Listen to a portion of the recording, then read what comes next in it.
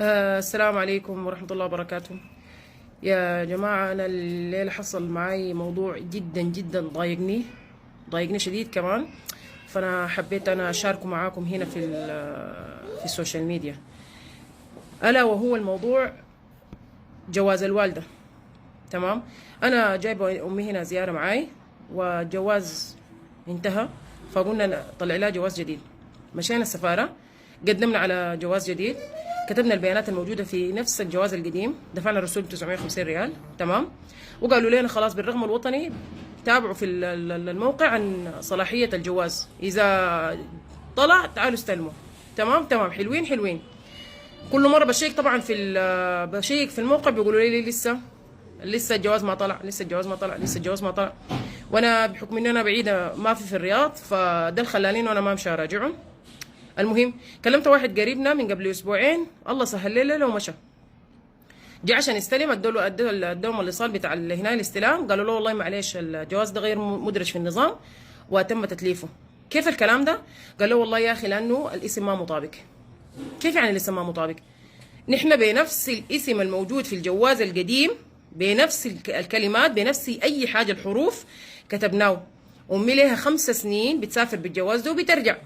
الاسم قالوا غلط. كيف يعني الاسم غلط؟ تم تتليفه، الله يعوض عليكم. كيف الكلام ده؟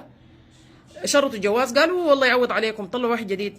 بكل بساطه يعني محسسيني انه 950 ريال دي قاعد يدوني لها، ولا محسسيني انه انا بلقاه في الشارع. تمام، وبكل بساطه بيقول لي شنو الله يعوض عليك. ليه انا القروش دي دخلت بيها انا مسابقه يا نصيب انا، ولا دخلت بيها اسهم عشان يقولوا لي الله يعوض عليك؟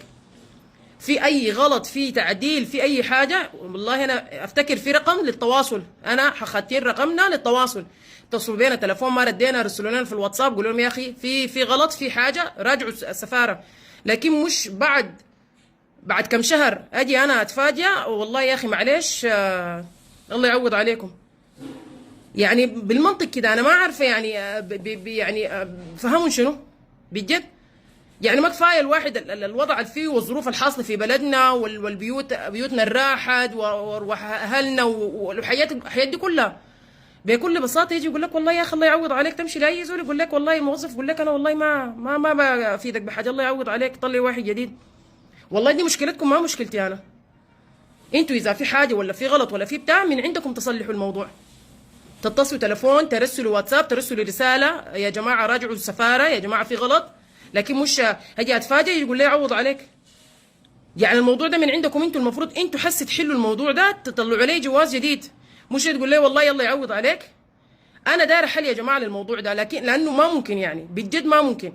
يعني الواحد تعبان وروحه مارقه، وفي النهايه يجيك ويقول لك الله يعوض عليك. فيا جماعه بجد اللي عنده حل للموضوع ده يا ريت يورينا له، وشكرا جزيلا.